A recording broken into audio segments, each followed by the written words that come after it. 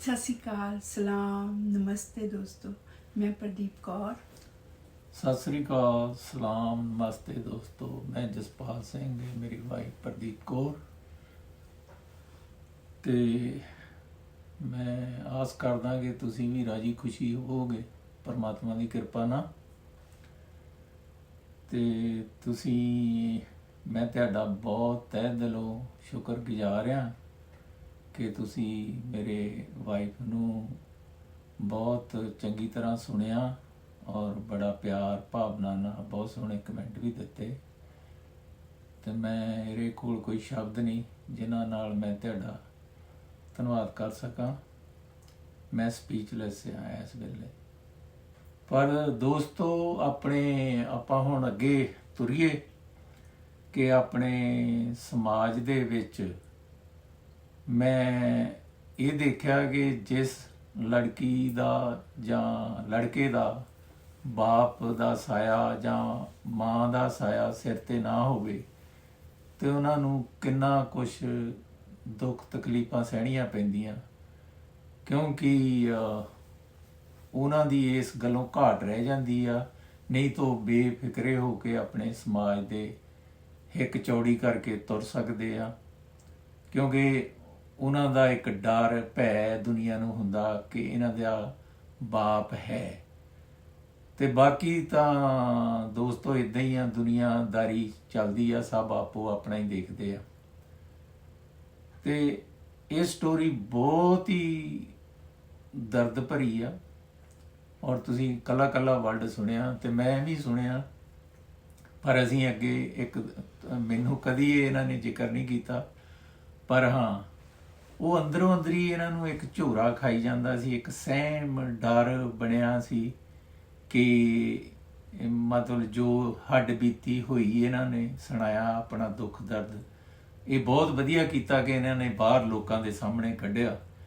ਇਹ ਬਿਨਾਂ ਝਿਜਕ ਬਾਹਰ ਕੱਢ ਦੇਣਾ ਚਾਹੀਦਾ, ਕਿਉਂਕਿ ਇਹ ਤੁਹਾਨੂੰ ਬਹੁਤ ਸਾਰੀਆਂ ਜਿਹੜਾ ਅੰਦਰੋਂ ਅੰਦਰੀ ਘੁਣ ਖਾਈ ਜਾਂਦਾ, ਆਪਣੀ ਜ਼ਿੰਦਗੀ ਨੂੰ ਬਰਬਾਦ ਕਰਨ ਵਾਲੀ ਗੱਲ ਆ।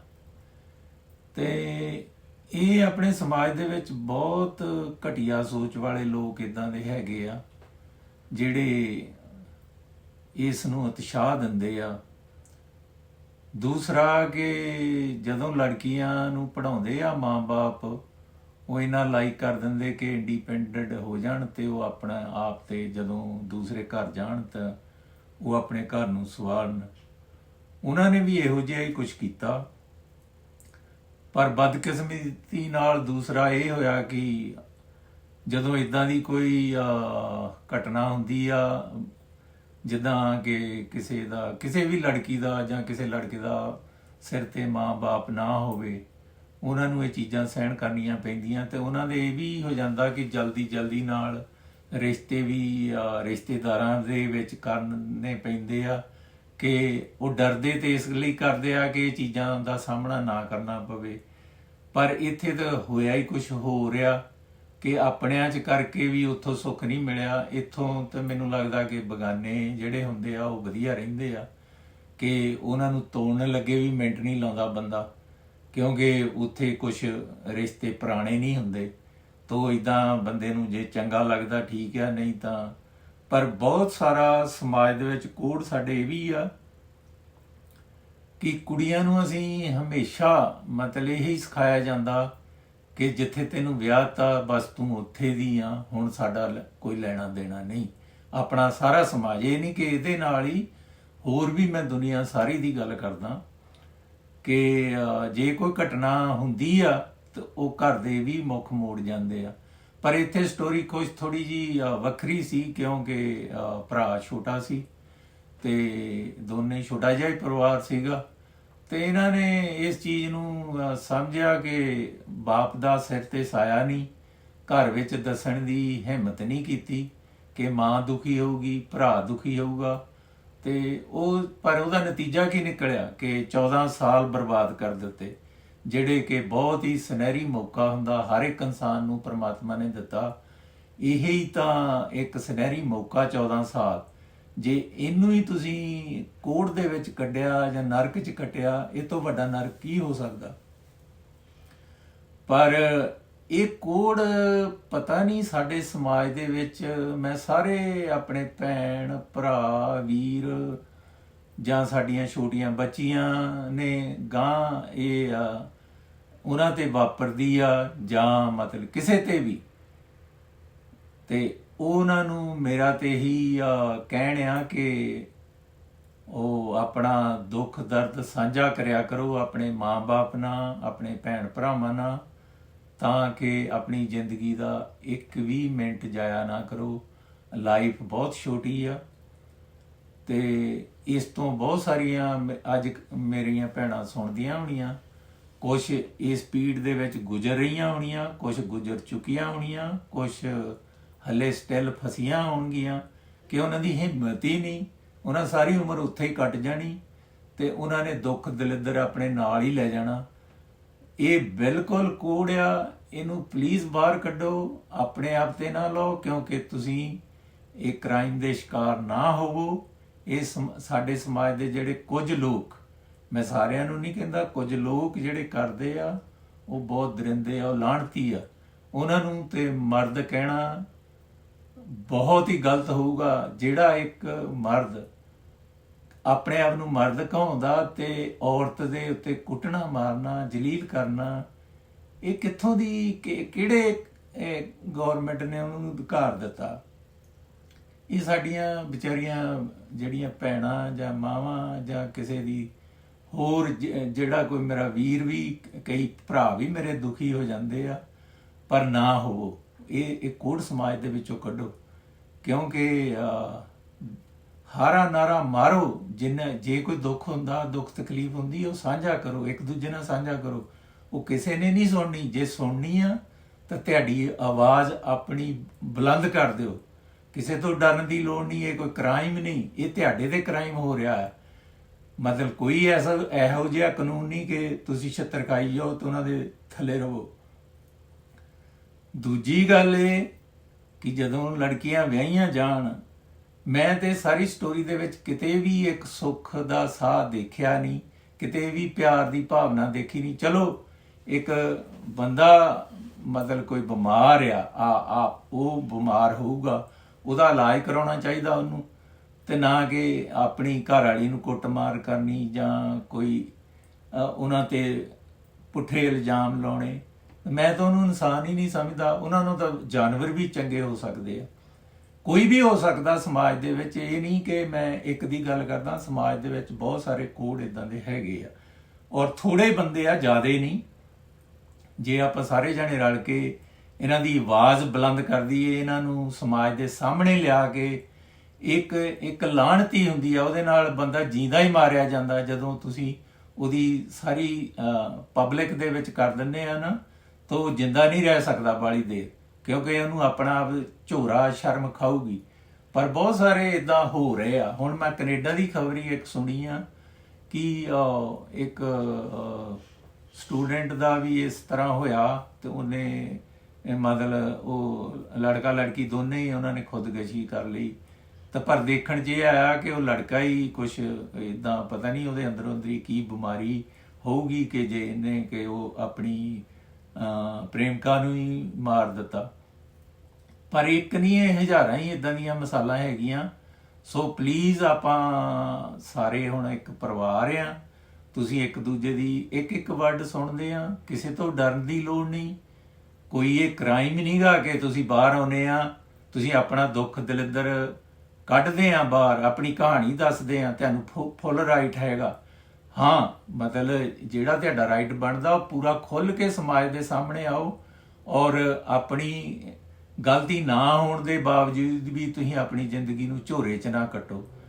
ਤੇ ਮੇਰੀ ਤੇ ਇਹੀ ਸਾਰੀਆਂ ਭੈਣਾਂ ਨੂੰ, ਮੇਰੇ ਭਰਾਵਾਂ ਨੂੰ, ਜੇ ਕੋਈ ਮੇਰਾ ਬਜ਼ੁਰਗ ਵੀ ਸੁਣਦਾ, ਕਈ ਬਜ਼ੁਰਗਾਂ ਦੀਆਂ ਵੀ ਕਹਾਣੀਆਂ ਬਾਹਰ ਆ ਰਹੀਆਂ, ਤੇ ਉਹ ਵੀ ਮਤਲਬ ਇਹ ਆਪਣੇ ਆਪ ਨੂੰ ਮਤਲਬ ਇੰਨਾ ਕਮਜ਼ੋਰ ਨਾ ਸਮਝੋ, ਕਿਉਂਕਿ ਜੇ ਤੁਸੀਂ ਆਪ ਕਮਜ਼ੋਰ ਹੋ ਗਏ ਤਾਂ ਤੁਹਾਨੂੰ ਇਹ ਦੁਨੀਆ ਨੇ ਉੱਦਾਂ ਹੀ ਜੀਣਾ ਹਰਾਮ ਕਰ ਦੇਣਾ। ਜਿੱਦਾਂ ਕਿ ਇਹ ਸਟੋਰੀ ਦੇ ਵਿੱਚ ਤੁਸੀਂ ਸੁਣਿਆ, ਕੋਈ ਇਹ ਜ਼ਿੰਦਗੀ ਨਹੀਂ। ਮੈਨੂੰ ਤੇ ਹੁਣ ਵੀ ਇਹੋ ਜਿਹਾ ਲੱਗਦਾ ਕਿ ਇਹ ਮੇਰੇ ਸਾਹਮਣੇ ਬੈਠੇ ਆ, ਔਰ ਮੈਨੂੰ ਬੜੀ ਖੁਸ਼ੀ ਆ। ਮੈਂ ਪਰਮਾਤਮਾ ਦਾ ਸ਼ੁਕਰ ਕਰਦਾ ਕਿ ਇਹ ਜਿੰਦਾ ਆ। ਇਹ ਕਿਸ ਨੂੰ ਮਤਲਬ ਉਸ ਪਰਿਵਾਰ ਨੇ ਲਾਸ਼ ਬਣਾ ਕੇ ਰੱਖ ਦਿੱਤਾ ਕਿ ਮਤਲਬ ਇੰਨੀ ਬਿਊਟੀਫੁਲ ਔਰ ਟੈਲੈਂਟ ਹੀਰੇ ਦੀ ਪਛਾਣ ਹੀ ਨਹੀਂ ਕੀਤੀ ਕਿਸੇ ਨੇ। ਜੇ ਉਹਨਾਂ ਨੇ ਨਹੀਂ ਸੀ ਕੀਤੀ, ਕੋਈ ਹੋਰ ਵੀ ਲਾਗੇ ਬੰਨੇ ਕੋਈ ਦੋਸਤ, ਕੋਈ ਤਾਏ ਚਾਚੇ, ਕੋਈ ਪਰਿਵਾਰ ਦੇ ਹੋਰ ਰਿਸ਼ਤੇਦਾਰ, ਕੋਈ ਨਾ ਕੋਈ ਤਾਂ ਉੱਠਦਾ ਕਿ ਮਤਲਬ ਕਿ ਲੜਕੀ ਦਾ ਕਸੂਰ ਕੀ ਆ, ਮਤਲਬ ਉਹਨੂੰ ਇੰਨਾ ਜਲੀਲ ਕੀਤਾ ਜਾਂਦਾ। ਔਰ ਫਿਰ ਕੀ ਹੁੰਦਾ ਕਿ ਉਹ ਵਿਚਾਰੀਆਂ ਆਪਣੇ ਪਰਿਵਾਰ ਦੇ ਵਿੱਚੋਂ ਜੋ ਮਿਲਦਾ ਉਹਨਾਂ ਦੇ ਮਾਂ-ਬਾਪ, ਇੱਥੋਂ ਤੱਕ ਕਿ ਜੋ ਕੁਝ ਹੁੰਦਾ ਉਹਨਾਂ ਦੇ, ਜਿਨ੍ਹਾਂ ਨੇ ਲੜਕੀ ਦੇਤੀ ਉਹਨਾਂ ਨੇ ਸਭ ਕੁਝ ਦੇ ਦਿੱਤਾ। ਤਾਂ ਉਸ ਲੜਕੀ ਦੇ ਇੱਕ ਡ੍ਰੀਮ ਹੁੰਦੇ ਆ ਕਿ ਉਹਨੇ ਆਪਣਾ ਹਾਰ ਸ਼ਿੰਗਾਰ, ਉਹ ਦਿਨ ਕਿੰਨੇ ਪਵਿੱਤਰ ਹੁੰਦੇ ਆ, ਆਪਣਾ ਘਰ ਸਜਾਉਣਾ, ਤੇ ਹਰ ਇੱਕ ਲੜਕੀ ਦਾ ਇਹ ਹੁੰਦਾ। ਤੇ ਜੇ ਉਹ ਤੁਸੀਂ ਆਪਣੀ ਲੋੜਾਂ ਲਈ ਉਹਦਾ ਸੋਨਾ ਹੀ ਵੇਚ ਦਿੰਦੇ ਆ, ਆਪ ਕੋਈ ਚਾਂਦੀ ਦੀ ਇੱਕ ਮੁੰਦੀ ਨਹੀਂ ਪਾ ਸਕਦੇ, ਇਹ ਚੀਜ਼ਾਂ ਕਿੰਨੀਆਂ ਘਿਨਾਉਣੀਆਂ।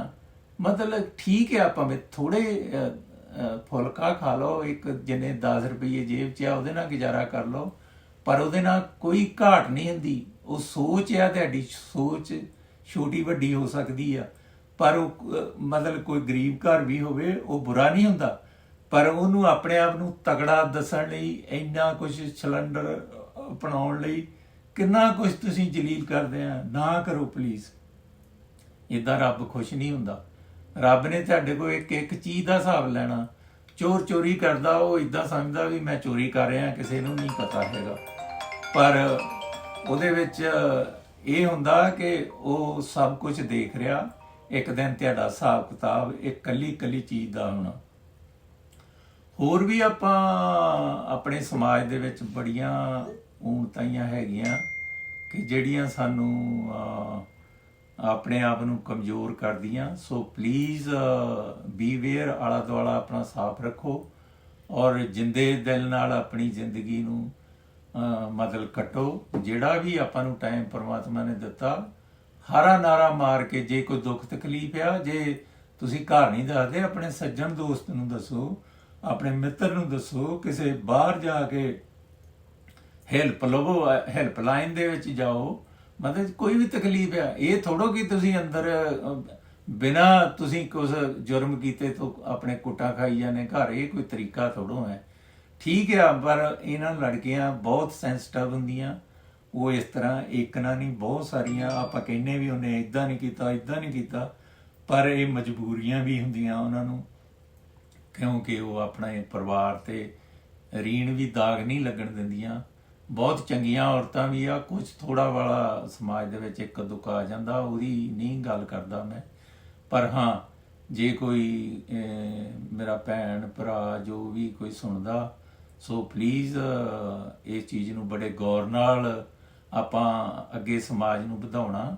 ਸਾਡੀਆਂ ਗਾਂ ਬੱਚੀਆਂ ਨੇ ਭਵਿੱਖ ਬਣਨਾ। ਤੇ ਜੇ ਆਪਾਂ ਘਰ ਦੇ ਵਿੱਚ ਹੀ ਇਦਾਂ ਦੇ ਕਲੰਕ ਰੱਖੇ ਹੋਣਗੇ ਤਾਂ ਫਿਰ ਕਿਸ ਤਰ੍ਹਾਂ ਕੋਈ ਰਾਹ ਦਿਸੂਗਾ ਕਿਸੇ ਨੂੰ ਵੀ। ਅੱਜ ਉਹਨਾਂ ਦੀ ਵੀ ਬੱਚੀ ਗਾਂ ਕਿਤੇ ਜਾਣੀ ਆ, ਤੇ ਜੇ ਉਹਦੇ ਨਾਲ ਹੋਵੇ ਤੇ ਉਹਦਾ ਰਿਐਕਸ਼ਨ ਕੀ ਹੋ ਸਕਦਾ, ਉਹ ਵੀ ਆਪਣੇ ਆਪ ਨੂੰ, ਉਹਨਾਂ ਨੂੰ ਇੱਕ ਅੰਦਰੋਂ ਆਵਾਜ਼ ਆਉਣੀ ਆ। ਉਹ ਨਾ ਜੀਂਦਿਆਂ 'ਚ ਨਾ ਮਰਦਿਆਂ 'ਚ ਹੋਣੇ ਆ ਜਦੋਂ ਉਹਨਾਂ ਨਾਲ ਵੀ ਇੱਕ ਦਿਨ ਘਟਨਾ ਕੋਈ ਹੋਈ। ਪਰ ਮੈਂ ਫਿਰ ਵੀ ਇਹ ਦੁਆ ਕਰਦਾ ਕਿ ਵੈਰੀ ਦੁਸ਼ਮਣ ਨਾਲ ਵੀ ਇਹੋ ਜਿਹੀ ਕੋਈ ਘਟਨਾ ਨਾ ਹੋਵੇ ਕਿ ਜਿਸ ਤਰ੍ਹਾਂ ਹੋ ਰਹੀਆਂ ਆਪਣੇ ਸਾਰੇ ਸਮਾਜ ਦੇ ਵਿੱਚ।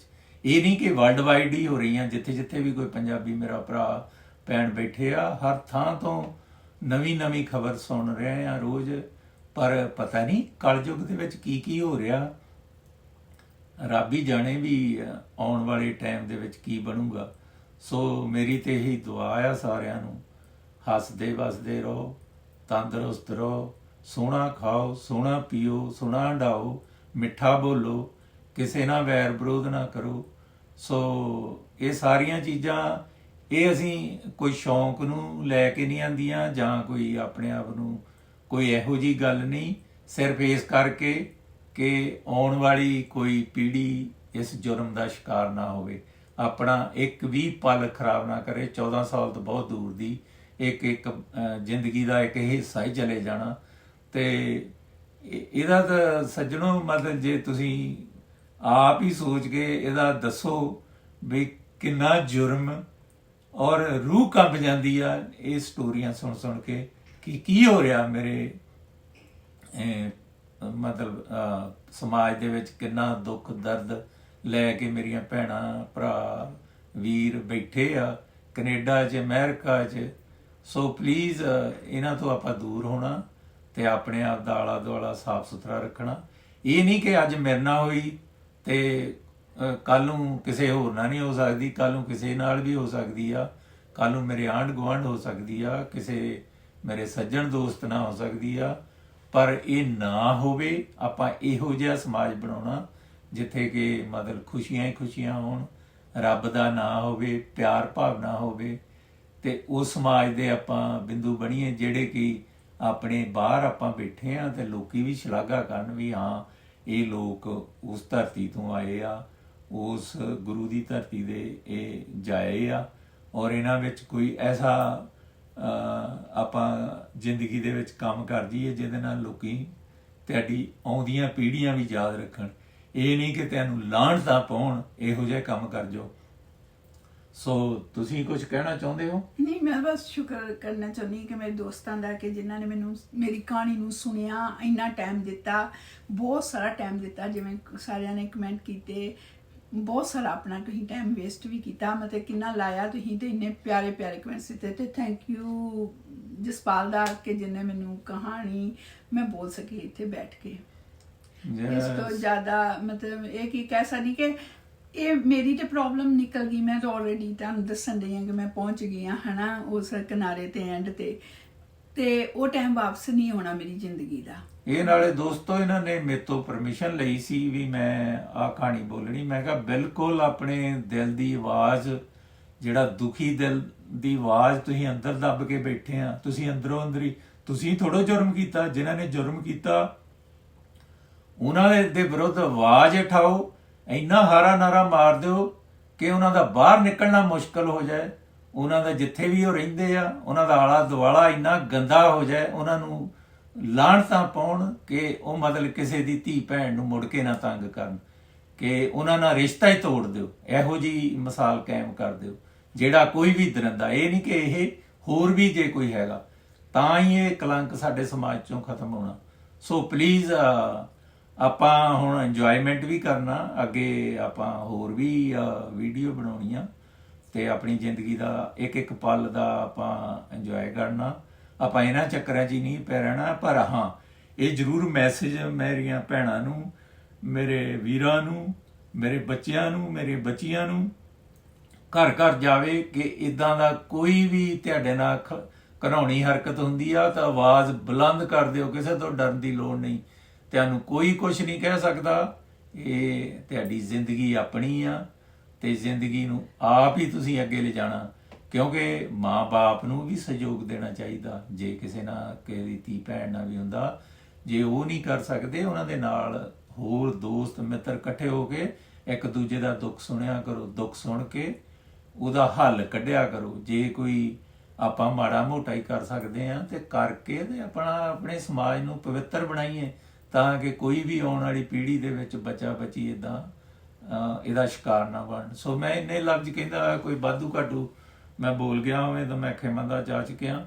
ਦੂਸਰਾ ਮੈਂ ਕਹਿਣਾ ਸੀ ਵੀ ਜਿਵੇਂ ਮੈਂ 83 ਤੋਂ ਚੱਲੀ ਤੇ ਜਦੋਂ ਸਟਾਰਟਿੰਗ ਵਿੱਚ ਚੱਲਦੇ ਆ ਉਦੋਂ ਤੁਹਾਡੇ ਕਿੰਨੇ ਹਨਾ ਕਿ ਕਿੰਨੇ ਵਧੀਆ ਦਿਨ ਹੁੰਦੇ ਆ, ਪਰ ਤੁਹਾਡਾ ਪਹਿਲੇ ਦਿਨ ਹੀ ਤੁਹਾਡੇ ਇਹੋ ਕੰਮ ਤੇ ਲਿਓ ਉਤਰ ਜਾਵੇ ਤੇ ਉਹ ਸਾਰਾ ਟਾਈਮ, ਹਾਂ ਮੈਂ ਮੰਨਦੀ ਹਾਂ ਮਜਬੂਰੀਆਂ ਹੁੰਦੀਆਂ ਨੇ ਪੇਰੈਂਟਸ ਦੀਆਂ, ਪਰ ਤੁਸੀਂ ਸਾਰੀਆਂ ਕੁੜੀਆਂ ਪਲੀਜ਼ ਆਪਣੇ ਪੇਰੈਂਟਸ ਨੂੰ ਜ਼ਰੂਰ ਦੱਸਿਓ। ਖੈਰ ਉਹ ਤੁਹਾਡੀ ਸ਼ਾਇਦ ਮੈਂ ਕਿਉਂਕਿ ਮੈਂ ਇਹ ਗਲਤੀ ਕੀਤੀ ਆ, ਤੁਸੀਂ ਨਹੀਂ ਇਹ ਗਲਤੀ ਕਰਨੀ, ਹਾਏ ਵੀ ਨਹੀਂ ਕੀਤੀ, ਆਵਾਜ਼ ਵੀ ਨਹੀਂ ਕੀਤੀ, ਮੈਂ ਹੱਸਦੀ ਰਹੀ ਵੀ ਮੇਰੇ ਵਰਗਾ ਇਸ ਦੁਨੀਆ ਤੇ ਕੋਈ ਖੁਸ਼ ਤੇ ਸੁਖੀ ਨਹੀਂ ਹੈਗਾ।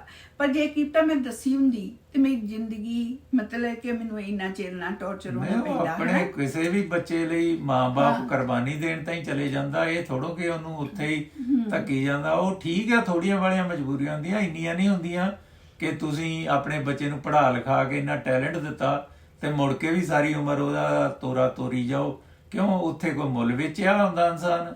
ਇਹ ਆਪਣੇ ਜ਼ਿੰਦਗੀ ਦੇ ਏਦਾਂ ਜਿਵੇਂ ਮੁੱਲ ਵੇਚਿਆ ਹੁੰਦਾ, ਜਿਵੇਂ ਇਹੋ ਹਮਾਰਾ ਜੀਵਨ ਹੈ, ਔਰ ਜਿਹਨੂੰ ਕਰ ਤੁਸੀਂ ਲੈਂਦੇ ਆ ਉਹਦਾ 500 ਚ। ਇੱਕ ਗਹਿਣਾ ਗੱਟਾ ਤੁਸੀਂ ਪਾਉਣ ਜੋਗੇ ਨਹੀਂ, ਉਹਦਾ ਲਹਾ ਕੇ ਵੇਚ ਦਿੱਤਾ। ਇੰਨਾ ਸ਼ੁਕਰਗੁਜ਼ਾਰ ਕਰੋ ਉਹਦਾ ਕਿ ਤੁਹਾਡਾ ਘਰ-ਬਾਰ ਉਹਨੇ ਤੋੜ ਦਿੱਤਾ, ਕੋਠੀਆਂ ਪਵਾ ਦਿੱਤੀਆਂ, ਹੋਰ ਤੁਸੀਂ ਉਹਦੇ ਕੋਲ ਕੀ ਲੈਣਾ? ਉਹਦਾ ਚੰਮ, ਹੁਣ ਚੰਮ ਨੂੰ ਵੀ ਵੇਚਣਾ ਮਤਲਬ, ਜਾਂ ਉਹਦਾ ਇੱਕ ਦਿਨ ਇੱਥੋਂ ਤੱਕ ਵੀ ਮਾਰਨ ਦੀ ਵੀ ਕੋਸ਼ਿਸ਼ ਕੀਤੀ। ਇਹ ਕੀ ਗੱਲ ਸੱਚ? ਇੱਕ ਮੈਨੂੰ ਇੱਕ ਹੋਰ ਯਾਦ ਆ ਗਈ, ਗੱਲ ਰਹਿ ਜਾਣੀ ਸੀ ਦੋਸਤੋ। ਆਪਣੇ ਸਮਾਜ ਦੇ ਵਿੱਚ ਜੇ ਕਿਸੇ ਦੇ ਔਰਤ ਦੇ ਬੱਚਾ ਨਹੀਂ ਹੁੰਦਾ ਤੇ ਕੀ ਉਹਦੇ ਨਾਲ ਇਹੋ ਜਿਹੇ ਵਿਵਹਾਰ ਕਰਨੇ ਚਾਹੀਦੇ ਆ? ਸੋ ਪਲੀਜ਼ ਇਹ ਵੀ ਮੈਨੂੰ ਇੱਕ ਬੜੀ ਰੰਜਿਸ਼ ਹੋਈ ਕਿ ਉਹਦਾ ਸਤਿਕਾਰ ਦੂਜੀਆਂ ਨਾਲੋਂ ਘੱਟ ਹੋਣਾ ਚਾਹੀਦਾ, ਜਿਹਦੇ ਬੱਚੇ ਹੋਣ ਉਹਨਾਂ ਨੂੰ ਜ਼ਿਆਦਾ ਹੋਣਾ ਚਾਹੀਦਾ। ਇਹ ਕਿੱਡਾ ਵੱਡਾ ਕਲੰਕ ਆ, ਕਿਉਂ ਸੋਚ ਇਹ ਮਾੜੀ ਹੋ ਗਈ ਆਪਣੇ ਸਮਾਜ ਦੀ। ਸੋ ਪਲੀਜ਼ ਇਹਦੇ ਬਾਰੇ ਵੀ ਹਾਰਾ ਨਾਰਾ ਜ਼ਰੂਰ ਮਾਰਿਓ, ਕਿਉਂਕਿ ਕੋਈ ਫਰਕ ਨਹੀਂ ਹੁੰਦਾ, ਇਹ ਪਰਮਾਤਮਾ ਦੀ ਦੇਣ ਆ। ਇਹਦੇ ਕੋਈ ਆਪਣਾ ਤੁਹਾਡੇ ਕੋਈ ਮਾਣ ਨਹੀਂ ਹੁੰਦੇ ਕਿ ਤੁਸੀਂ ਇਸ ਚੀਜ਼ ਨੂੰ ਪੈਦਾ ਕਰਦੇ ਆ। ਇਹ ਸਭ ਕੁਝ ਉਹ ਕੁਦਰਤ ਦੀ ਖੇਲ ਆ। ਜੇ ਦੇਣਾ ਵੀ ਉਹਨੇ, ਜਿਹਨੂੰ ਦੇਣਾ ਦਿੰਦਾ, ਬੱਚੇ ਵੀ ਜੇ ਉਹਦੀ ਮਰਜ਼ੀ ਆ ਦਿੰਦਾ, ਜੇ ਨਹੀਂ ਦੇਣਾ ਤਾਂ ਨਹੀਂ ਦਿੰਦਾ। ਇਹ ਐਵੇਂ ਤੁਹਾਡੇ ਭੁਲੇਖੇ ਆ। ਇਹ ਤੁਹਾਡਾ ਇੱਕ ਦਿਨ ਦਾ ਵੀ ਹਿਸਾਬ ਕਿਤਾਬ ਜਿਹੜਾ ਲਿਖਿਆ ਪ੍ਰਮਾਤਮਾ ਨੇ, ਇਹ ਜਿਹੜਾ ਮੈਂ ਆ, ਇਹ ਛੱਡੋ।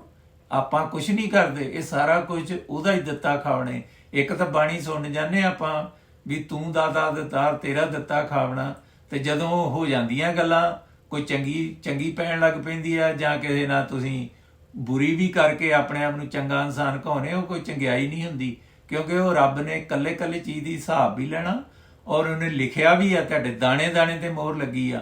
ਜੇ ਤੁਹਾਡੇ ਉਸ ਹਿੱਸੇ 'ਚ ਹੈਗਾ ਉਹਨੂੰ ਕੋਈ ਲੈ ਨਹੀਂ ਸਕਦਾ, ਜੇ ਨਹੀਂ ਹੈਗਾ ਤਾਂ ਉਹ ਤੁਸੀਂ ਲੈ ਵੀ ਨਹੀਂ ਸਕਦੇ। ਸੋ ਇਹ ਚੀਜ਼ ਦਾ ਬਹੁਤ ਖਿਆਲ ਰੱਖਿਓ, ਇਹ ਵਿਤਕਰਾ ਨਾ ਕਰੋ।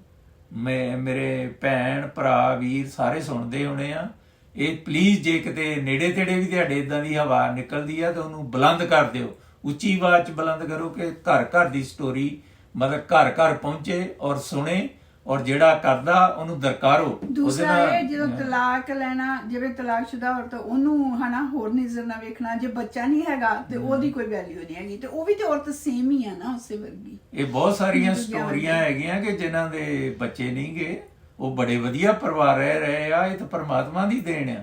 ਇਹ ਕੋਈ ਤੁਹਾਡੇ ਹੱਥ 'ਚ ਫੜਿਆ ਕੋਈ ਕਿੱਲੇ ਵਾਲੀ ਮੱਝ ਨਹੀਂ ਵੀ ਜਿੱਥੇ ਮਰਜ਼ੀ ਬੰਨ੍ਹ ਦਿਓ ਤੇ ਜਦੋਂ ਮਰਜ਼ੀ ਲੈ ਆਓ ਬੱਚੇ। ਇਦਾਂ ਦੀ ਕੋਈ ਕਹਾਣੀ ਨਹੀਂ। ਇਹ ਕਿਤੇ ਭੁਲੇਖੇ 'ਚ ਨਾ ਰਿਓ। ਇਹ ਜੇ ਅੱਜ ਜੰਮ ਗਿਆ ਤਾਂ ਉਹਨਾਂ ਦਾ ਤੁਹਾਨੂੰ ਸੁੱਖ ਮਿਲਣਾ ਨਹੀਂ ਮਿਲਣਾ, ਉਹ ਬੜੀਆਂ ਚੀਜ਼ਾਂ ਹੁੰਦੀਆਂ। ਇਹ ਨਹੀਂ ਕਿ ਅੱਜ ਤੁਹਾਨੂੰ ਬੱਚੇ ਦੇ ਦਿੱਤੇ ਤਾਂ ਬੜੇ ਤੁਸੀਂ ਹੋ ਗਏ ਆ ਖੱਬੀ ਖਾਨ। ਸੋ ਪਲੀਜ਼ ਇਹ ਹਉਮੈ ਨੂੰ ਮਿਟਾ ਕੇ ਆਪਣਾ ਇੱਕ ਦੂਜੇ ਦਾ ਸਾਥ ਦਿਓ। ਜੇ ਕਿਸੇ ਭੈਣ ਵੀਰ ਨੂੰ ਬੁਰਾ ਵੀ ਲੱਗੇ ਤਾਂ ਲੱਗਦਾ ਰਵੇ, ਪਰ ਜਿਹੜੀ ਸੱਚੀ ਗੱਲ ਆ ਉਹ ਮਿਰਚਾਂ ਜ਼ਰੂਰ ਚੁੱਭਦੀਆਂ ਹੁੰਦੀਆਂ। ਕਿਉਂਕਿ ਇੱਕ ਉਹ ਸਾਡੇ ਲਾਫਟਰ ਆ ਗਏ ਆ ਗੁਰਦਾਸਪੁਰ ਵਾਲ ਦੇ, ਉਹ ਬੜਾ ਸੋਹਣਾ ਦੱਸਦੇ ਆ, ਕਹਿੰਦੇ ਆ ਉਹ ਆਪਣੀ ਵਾਈਫ ਨੂੰ ਪੁੱਛਦਾ ਵੀ ਮਿਰਚਾਂ ਕਦੋਂ ਲੜਦੀਆਂ, ਕਹਿੰਦੇ ਜਦੋਂ ਸੱਚ ਬੋਲੋ। ਤਾਂ ਸੱਚ ਬੋਲਿਆ ਮਿਰਚਾਂ ਜ਼ਰੂਰ ਲੜਦੀਆਂ, ਪਰ ਸੱਚ ਸੱਚ ਹੀ ਹੁੰਦਾ, ਹਕੀਕਤ ਹਕੀਕਤ ਹੁੰਦੀ ਆ। ਹਨੇਰੇ 'ਚ ਜੀਣਾ ਕੁਝ ਹੋਰ ਹੁੰਦਾ, ਉਹ ਜੀਣਾ ਨਹੀਂ ਹੁੰਦਾ। ਸੋ ਪਲੀਜ਼ ਵੇਕ ਅਪ ਤੇ ਆਪਣਾ ਖਿਆਲ ਰੱਖੋ, ਆਲੇ ਦੁਆਲਾ ਸਾਫ ਸੁਥਰਾ ਰੱਖੋ, ਸੋਹਣਾ ਪੀਓ, ਸੋਹਣਾ ਖਾਓ, ਸੋਹਣਾ ਹੰਡਾਓ। ਸੋ ਮੇਰੀ ਬਿਊਟੀਫੁਲ ਵਾਈਫ ਕੁਝ ਕਹਿਣਾ ਚਾਹੁੰਦੀ ਤਾਂ ਥੈਂਕ ਯੂ। ਮੈਂ ਇੱਥੇ ਹੀ ਵਿਸ਼ਰਾਮ ਦਿੰਦੀ ਆ ਆਪਣੀਆਂ ਤੇ ਕਈਆਂ ਹੋਈਆਂ ਗੱਲਾਂ ਤੇ। ਕਿਸੇ ਨੂੰ ਕੋਈ ਹਰਟ ਹੋਇਆ ਤੇ ਮਾਫ ਕਰਨਾ। ਤੇ ਮੇਰੀ ਕਹਾਣੀ ਇੱਥੇ ਹੀ ਖਤਮ ਹੋ ਗਈ ਆ, ਤੇ ਮੈਂ ਅੱਗੇ ਤੋਂ ਪ੍ਰੋਮਿਸ ਕਰਦੀ ਆ ਕਿ ਇਸ ਰੋਣੇ ਧੋਣੇ 'ਚ ਮੈਂ ਬਿਲਕੁਲ ਨਹੀਂ ਪੈਣਾ ਚਾਹੁੰਦੀ ਹੁਣ ਦੁਬਾਰਾ। ਚਲੋ ਅਗਲੇ ਵੀਡੀਓ 'ਚ ਮਿਲਾਂਗੇ। ਬੜੇ ਹੱਸਦੇ ਵਸਦੇ ਰਹੋ ਨਾ, ਜਰ ਰੱਬ ਰਾਖਾ। ਤੇ ਆਪਾਂ ਇੰਜੋਇਮੈਂਟ ਦਾ ਕਰਨਾ, ਇਹ ਨਹੀਂ ਕਿ ਹੁਣ ਇਹਨਾਂ ਰੋਣੇ ਧੋਣੇ 'ਚ ਪੈ ਰਹਿਣਾ। ਇਹ ਇੱਕ ਮੈਸੇਜ ਦੇਣਾ